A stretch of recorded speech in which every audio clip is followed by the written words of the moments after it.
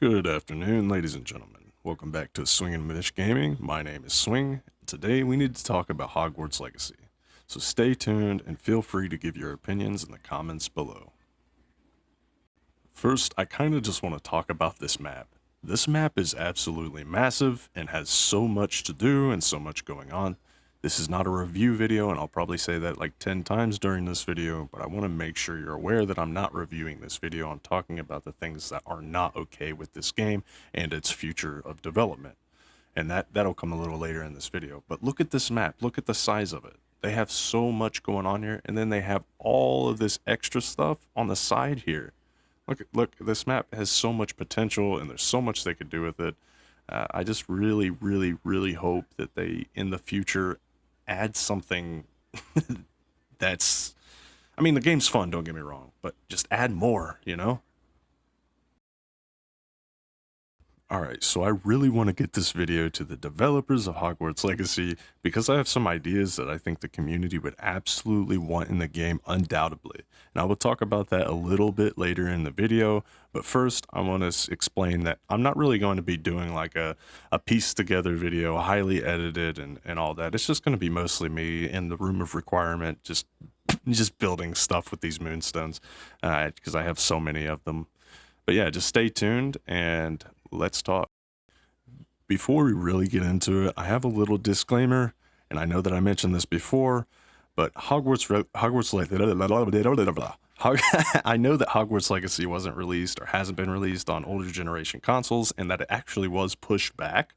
But it hasn't been released on every intended platform, so everything we talk about here may change in the future after their release in the near future.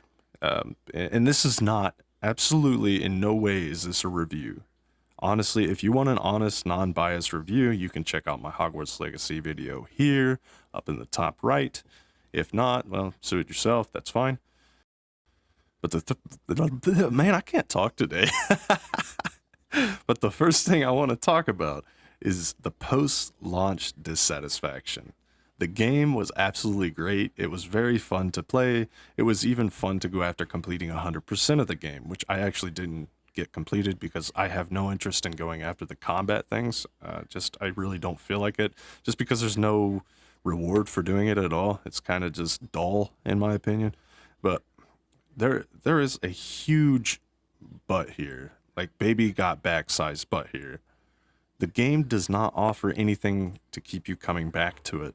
Honestly, like I've put it down, went to Sons of the Forest. As you can see, I've made like tons of videos about Sons of the Forest so far because I'm enjoying that game. It's got a lot of content. It's got a lot of replayability. It's just a good game. You know, in my review, I mentioned that they added house-specific content, which I thought would be an amazing retention factor, but I was completely wrong. I played Hufflepuff House. I went to Azkaban. I did all that stuff. I've played Ravenclaw. I've started a Slytherin character, and I just cannot get into it. And just bear with me. I know I said this isn't a review video, and it's really not. So let's go ahead and jump into the reasons why I think that this game just did something wrong. All right, so number one, there is no challenging content in this game, or in the end game, I should say, whatsoever. None. Absolutely zero. People have said it is like Dark Souls when it first came out, and that couldn't be farther from the truth. That might be the case in like the early game. Once you hit like level 25 though, it's a cakewalk, even on hard mode. If you want a challenge though in this game, I do suggest you turn off your entire UI and play in hard mode. That is kind of thrilling. I've done it before on a live stream on Twitch, and it was kind of hilarious because I got literally scared by some spiders. They were like, I couldn't see my health bar, excuse me, and they were attacking me like crazy. And I was just like, whoa, this is actually kind of a difficult and fun challenge. So you might give that a shot. Another thing is there's really so much to do that making another character and grinding the game again, in my opinion, feels insane. Like the literal definition of insanity. Like, because I mean, who wants to go and do 93 Merlin trials again? I know I don't, personally. I don't want to go and grind 93 Merlin trials and go inside these little dungeon things that they put in the game that really have lackluster content and don't really give you any kind of reward. I thought when this game came out, and in the review that I made, I really gave this game kind of a high rating because I was like, wow, this is astonishing. Ever since I was a little boy, I wanted to go to Hogwarts and journey through the school and explore the grounds and do what Harry Potter did, but that's not the case in this game. In the end game, it's kind of just dull and boring after the excitement wears off. 20, 30 hours into the game, the excitement really wears off. I mean, you can even go over to Twitch and people aren't streaming it anymore. I digress, though. I said this isn't a review video, and it really isn't. I'm going to get to the sweet stuff here in a minute. Just bear with me, okay? Now, the kicker is there's no plans for the future of this game. What? Are you serious? They publicly announced that they have no plans for future DLC. I apologize for making you guys sit here and watch me standing here. I did edit it. 1 second. All right, now I shouldn't be standing in one spot for like 15 minutes. Honestly, in the recording of of my gameplay here, I was literally standing there for probably about 5 minutes. I'm not exactly sure why. I probably had to do something with my kids, but let's get back into it. So this game's sales were off the charts given all the controversy and and all the stuff that was going on with J.K. Rowling and all the transphobia and all that stuff, And the developers decided to tell us that they aren't looking to the future. This to me is extremely disheartening to hear. Now, granted, like I said before, it hasn't released on every console, and maybe they're just trying to prepare the game for that first, which I kind of understand. But really, it kind of just breaks my heart because there's so much potential with this game. I just ask that you please leave a comment below with your opinion about the direction of the game or what you think they are planning. Let's get a little chat going on. Let's try and figure out. Excuse me, I keep burping. Sorry. Let's try and figure out what is going on, because there's no way they're gonna leave this game like this. They just can't. I mean, I know they just had an update and it fixed a bunch of stuff. Presumably. I haven't really checked into the update just because I kind of lost my enthusiasm with this game. But with all that out of the way, let's actually get into the ideas that I mentioned previously in the video. I know I promised and I had to do this little rant, but I promised I'd get into this, and let's get into it.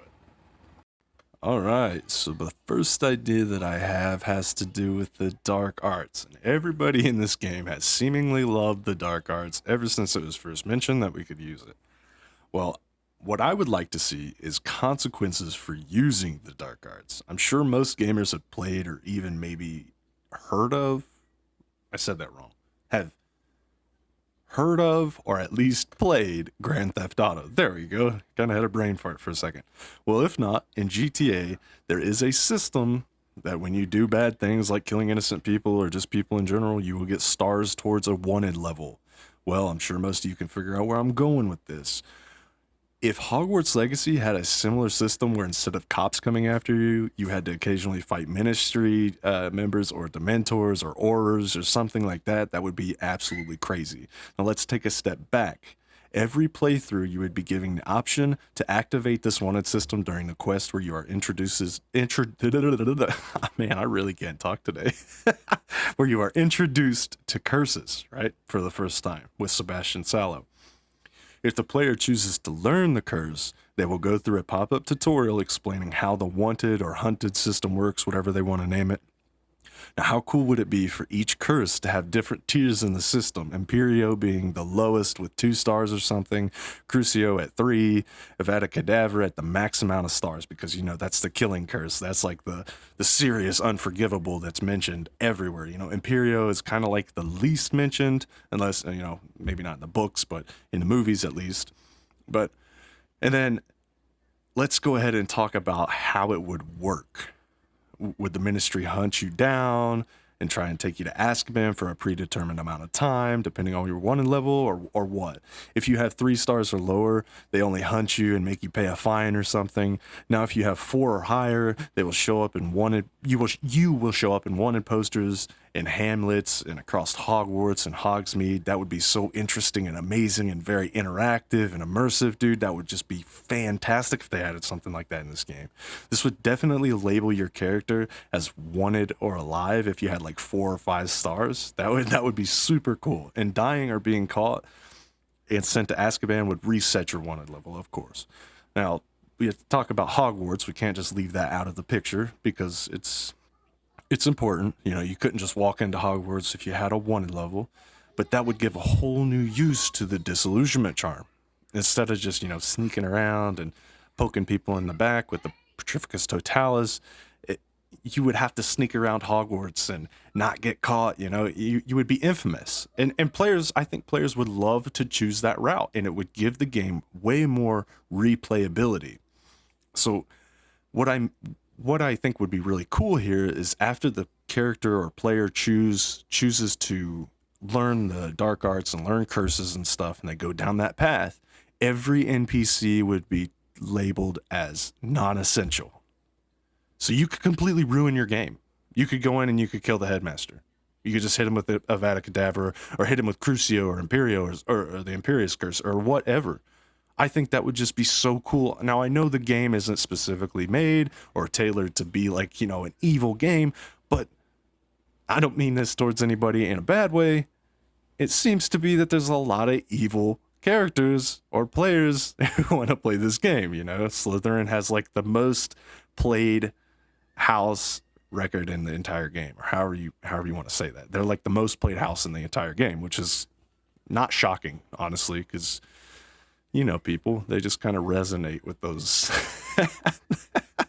Not me personally. I'm Gryffindor all the way, but so yeah, I know I mentioned that it would improve replayability, but it would also speak to the player base and let us know that they care about what we would like to see. And if this is something you'd like to see, share this video, comment below, subscribe to the channel, like this video, do whatever you got to do. Let's get this video to the developers at Warner Brothers, at Avalanche. Let's get it out there.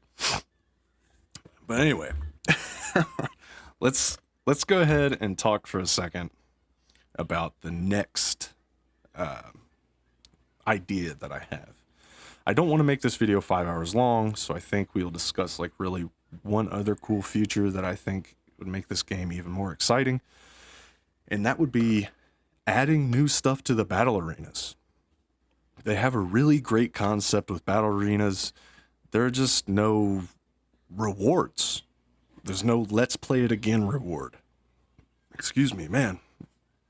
If you've played the game and have run across any of the arenas in the game, you know they're so lackluster that it makes Pong, you know, like the old game of Pong with the 2 sliders and the ball that goes down the center. It makes that look like a more rewarding game than the Dark Arts Arena or any of the other arenas in the game. Well, how could they fix this?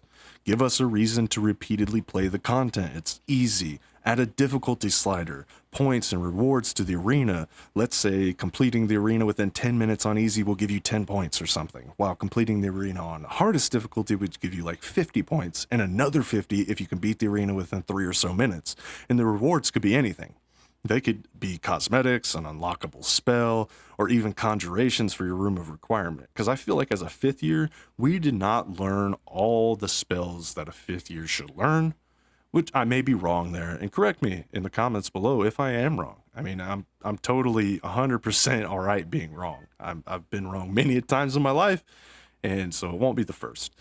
But I do think it would be absolutely amazing to see something done with the open world and all the things that are out there to play with, you know, especially the Dark Arts Arena and all that stuff. You know, they hyped it up so much, and it's really the dullest content in the game.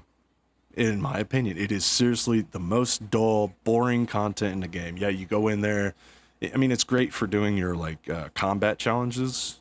It's really good for that. But other than that, it's absolutely pointless, in my opinion. Maybe leveling. I'm not even sure about that. I don't think it is good for leveling. I think there's way better ways to level your character, i.e. just playing the game. Playing the game is probably the most efficient way to level any character in this game.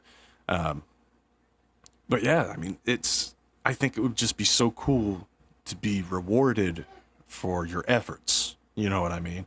There's like 30, 40, maybe 50 different appearances or costumes you can put on your character in the game. There's like 30 different wand handles and this and that. While that stuff is cool and enticing at first, it really gets old and does not hold value at all, in my opinion. It doesn't keep me going back, saying, "Ah, man, I really want that brown wand handle with the gold trim." Like, no, I don't care. I really don't care about it. Give us some cool stuff, like Assassin's Creed Valhalla. I know some people might not be a fan of that game. Really any of the Assassin's Creed games. They didn't just stop with, you can go and you can get a leather jacket and put it on. No, they created stuff tailored to their player base. And that is something I would love to see Hogwarts Legacy do. Add in Dementors, add in the Patronus charm, do these cool things. Speak to your player base. Let us know that you care about what we think and about what we feel about the game, because you didn't make this game for yourself, did you? You didn't make this game so you could just rake in all the money and the profits off of it.